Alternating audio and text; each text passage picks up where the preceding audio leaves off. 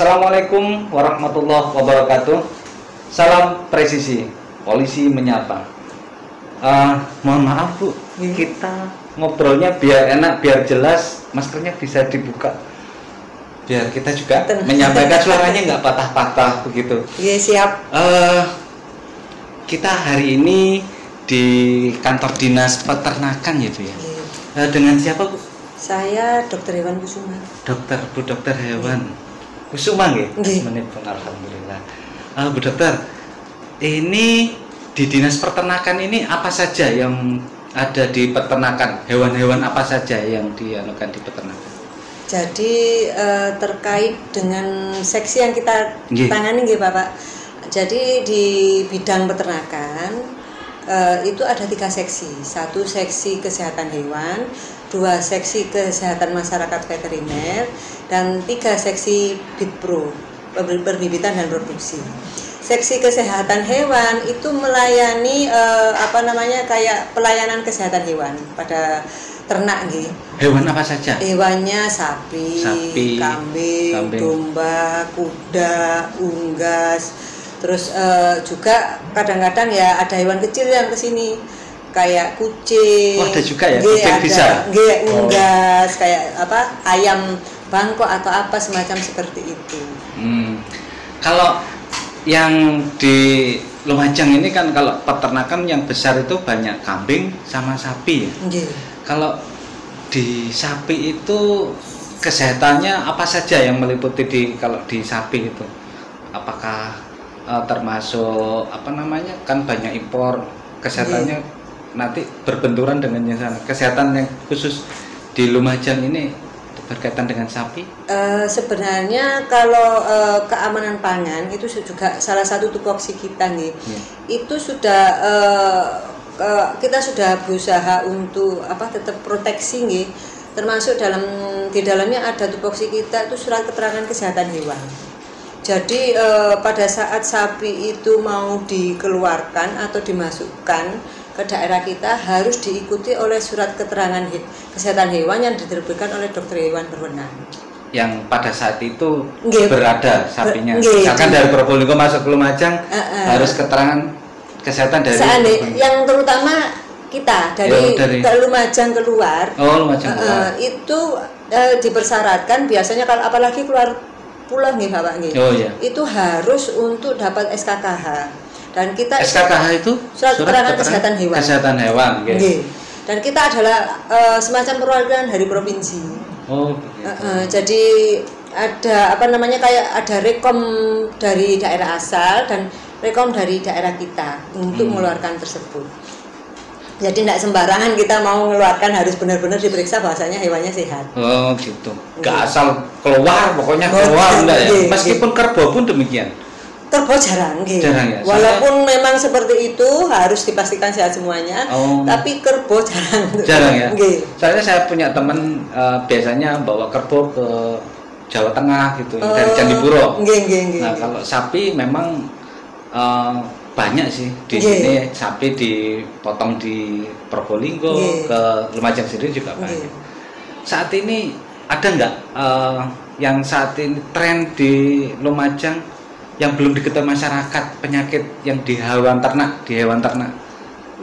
Sebagaimana sudah viral sebagaimana kita ketahui bahwasanya Kabupaten Lumajang sekarang sedang menghadapi dibilang musibah Bapak kita sedang menghadapi wabah penyakit mulut dan kuku.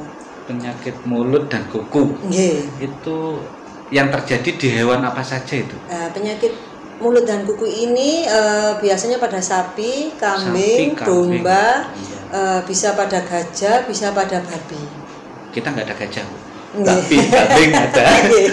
Babi juga masih ada. Babi ada. Jadi yang perlu diwaspadai di 3 hewan ini yang di Lumajang. Sapi, kambing, babi.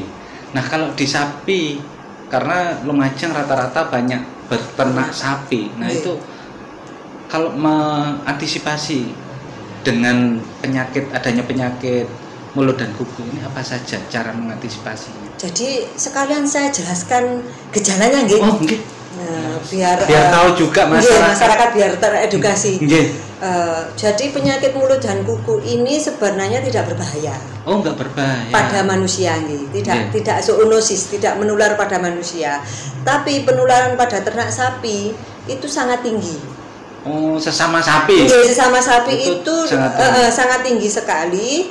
Tapi kejadian matinya itu sangat rendah sekali. Oh, angka kematiannya dari penyakit ini minimal sekali. Berapa persen kira-kira? 3%. 3%. Jadi dari 100 sapi kemungkinan matinya cuma 3. Itu seandainya, maksudnya kalau peternak menemukan gejalanya seperti gini Bapak, ada hipersalivasi. Iya. Hipersalivasi itu liur yang keluar terus menerus. Ngiler ngoten mawon, terus panas. Oh, demam. Nggih, demam.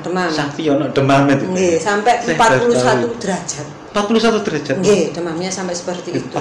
39 aja udah kayak gitu. Iya, terus ngangsor. Kalau bahasanya orang situ ngangsor. Ngangsor itu apa? Ndelosor. Kayak terengah-engah ngoten. Oh, sesak nafas. Apa kecapean seperti itu. Karena mungkin panas tinggi. Karena itu orang-orang sini ada yang bilang iki Covid nang menungso mari, Covid nang sapi. Cerita yang berkembang gitu. Iya, Covid sapi, bukan Covid. Padahal bukan Covid dan tidak separah Covid gitu loh. Terus habis itu dia ada luka pada nun sewu sariawan. Kayak manusia itu kayak sariawan. Kalau lepuh-lepuh. Sapi itu juga ada sariawannya juga. Nggih, lepuh-lepuh, terus pada lidah juga ada lukanya. Jadi lepuh-lepuh di mulut juga di lidahnya. Makan juga nggak enak mungkin sapinya ya? Nggak mau makan kalau sudah seperti itu. Iya. Terus lepuh-lepuh, terus habis itu pada kakinya teracaknya juga ada luka lesi. Semacam kayak kalau masih kayak grade-grade itu nggih, cuma lama-kelamaan bisa berdarah kalau dibiarkan seperti itu. Nah, terus itu tadi nggih tandanya yang menciri luka lepuh pada ini sama kaki. Nggih. Terus kalau di kaki itu kan dia nggak bisa jalan artinya. Ambruk kadang-kadang seringnya, Bapak. Kalau tidak udah nggak bisa makan, susah berdiri. Nggih. Dampak yang terjadi ketika nggak bisa berdiri lama-kelamaan itu di kakinya apa yang terjadi ya? Kalau tidak diobati jelas akan semakin luka itu akan semakin menyebar dan akan menjadikan dia berdarah-darah kalau tidak diobati. Bisa sampai putus mungkin kakinya? Berdarah. Tidak putus, cuma berdarah-darah terus lepuh-lepuh, lesi-lesi kayak kayak kutu air atau bukan kutu air, lepuh gitu loh. Dengan kalau kesiram air panas lepuh-lepuh kayak semacam gitu, seperti itu. Itu berbahaya. Sebenarnya kalau untuk sapinya ya berbahaya kalau sampai seperti itu. Kalau bisa dilaporkan ke petugas pada saat awal-awal tidak mau makan atau apa. Gejala awal itu langsung makan, terus berdirinya mungkin agak goyang-goyang, segera dilaporkan ke petugas. Di mana laporannya? Monggo ke Dinas Ketahanan Pangan dan Pertanian di KWT. Di KWT. Kalau yang ada misalkan di Kecamatan Yosowilangon kan jauh mau ke sini, atau Kecamatan Candipuro mau datang ke sini ke jauh. Di sana ada nggak dinas? Ada. Jadi perwakilannya bisa lewat BPP, Balai Penyuluh Pertanian nggih. Itu nanti ke masing-masing kecamatan, nanti bisa diteruskan ke teman-teman di UPT, Unit Pelaksana Teknis Puskeswan. Jadi karena Puskeswan kita cuma ada 4, kalau BPP kan ada 21 Bapak. Jadi kalau kesulitan ke Puskeswan, monggo merapat ke BPP.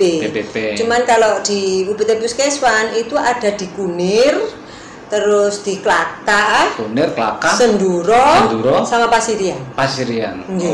Berarti sudah 4, insya Allah bisa mengcover lah. Kalau misalkan dokternya ada berapa di tiap-tiap? Dokternya untuk di tiap puskeswan ada 2 sampai 3. 2 sampai 3 artinya dari ketiga atau 2 atau 3 dokter tersebut bisa mengcover insya Allah kegiatan masyarakat terkait dengan saat ini berkaitan dengan penyakit mulut dan kuku. Nah, ketika pengobatan untuk penyakit mulut dan kuku ini apakah butuh waktu lama? Jadi masa inkubasi virus ini itu sekitar 2 sampai 7 hari dan bisa juga sampai 14 hari. Setelah lewat 14 hari itu aman?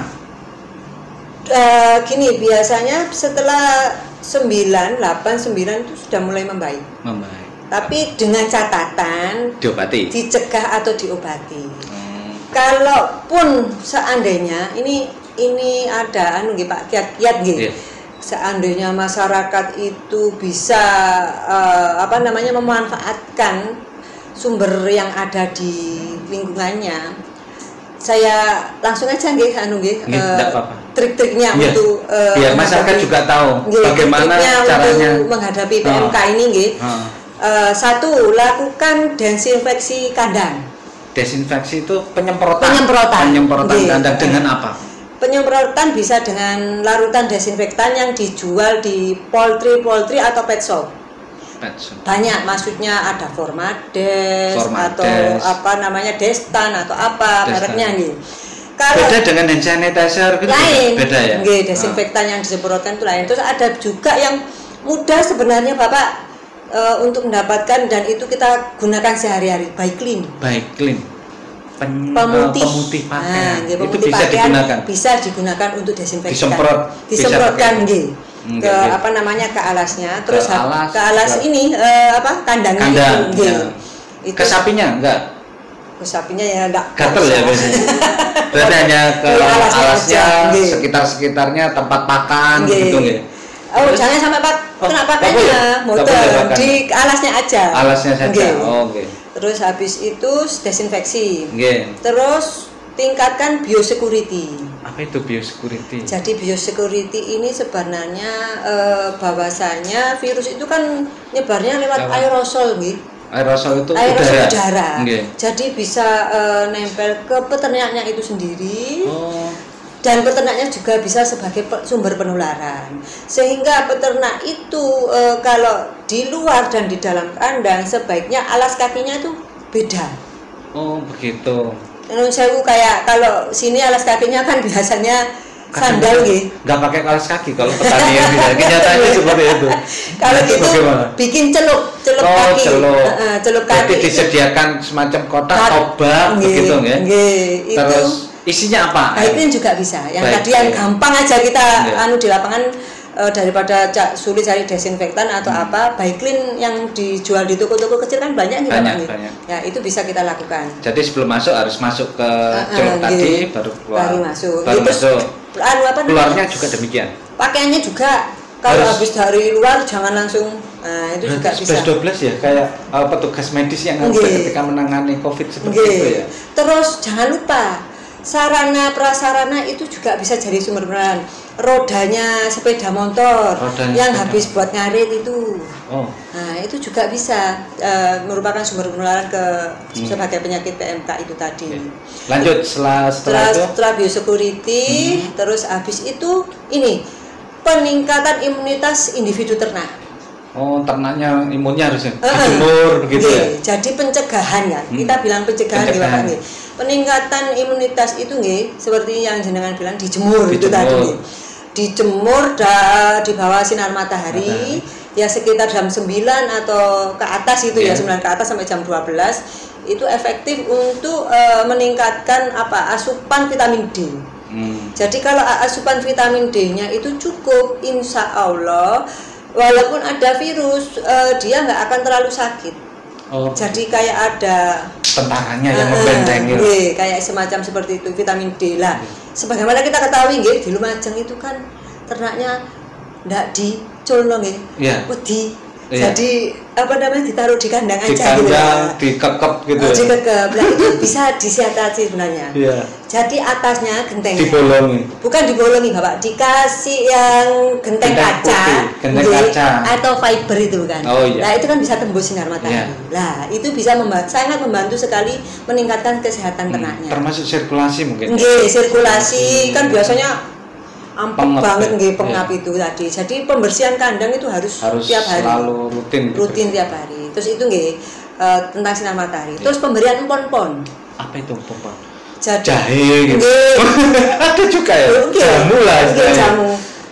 Kalau yang efektif terutama itu kunir sama lada hitam. Kunir lada hitam. Nggih. Bukan jinten hitam ya? Mboten, lada hitam. Lada hitam. Ini kalau ditambahi jahe mboten napa, temulawak, temu ireng, serai, jinten mboten napa.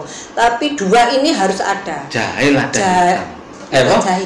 Kunir sama lada hitam. Karena kunir itu sebagai antibiotik alami.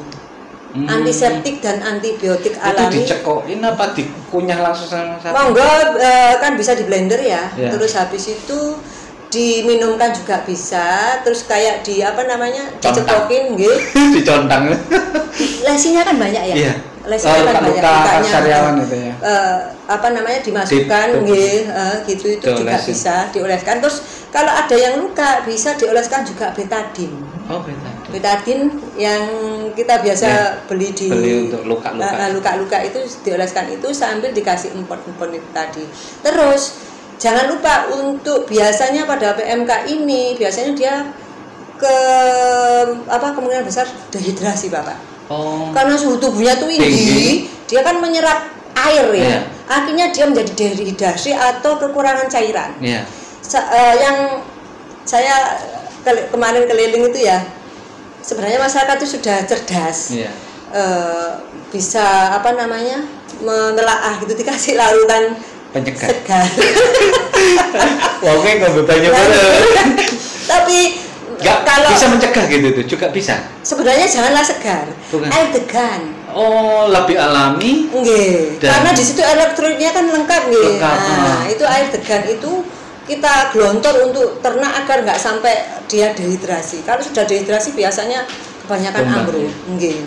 Nah, sudah itu dari pencegahan sudah. Terus ada bisa ditambahkan ya itu tadi semacam kayak vitamin yang mudah kita dapatkan, dia itu semacam kayak mineral tapi di dalamnya ada vitamin ADE-nya juga.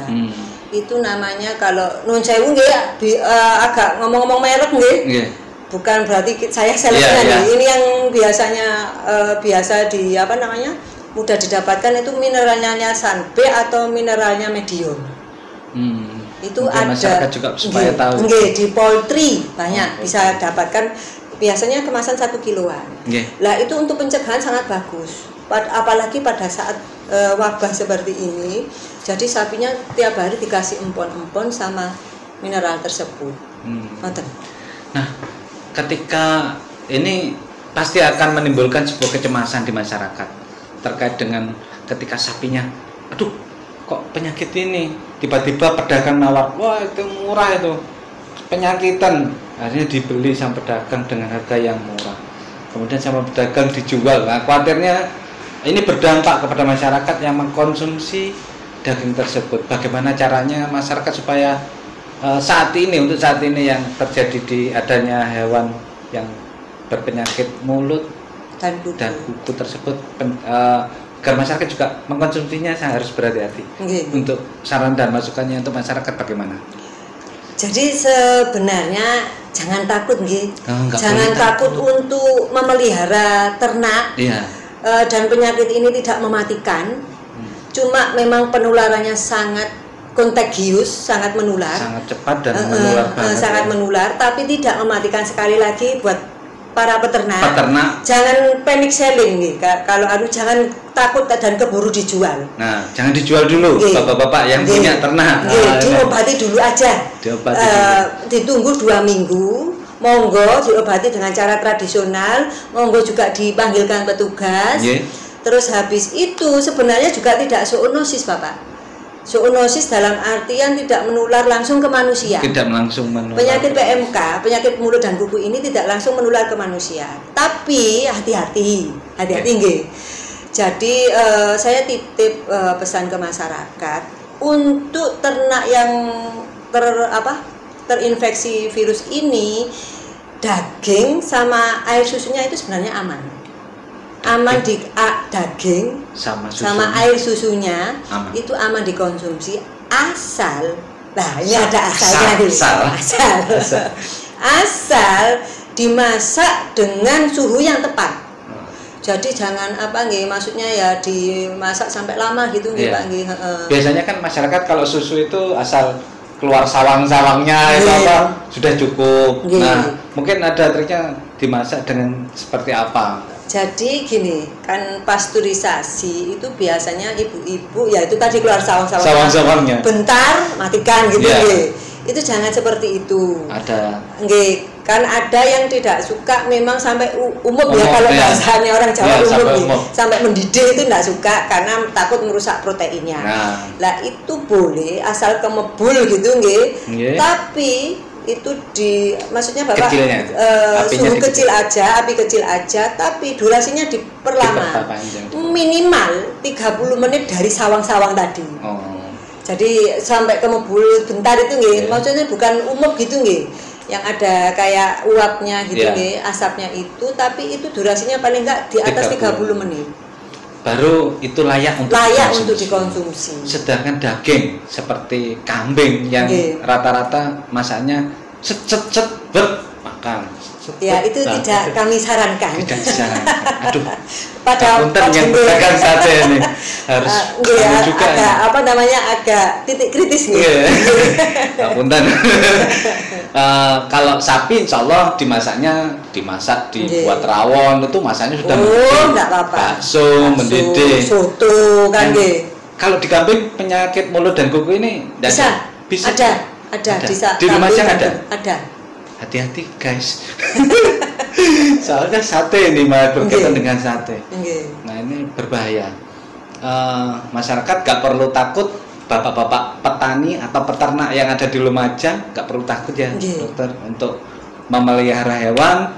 Jangan dirayu sama pedagang, jangan langsung dilepas bahwa hewan itu bisa diobati. Siap. Biar sembuh, baru kalau sembuh bisa dijual. Siap. Begitu.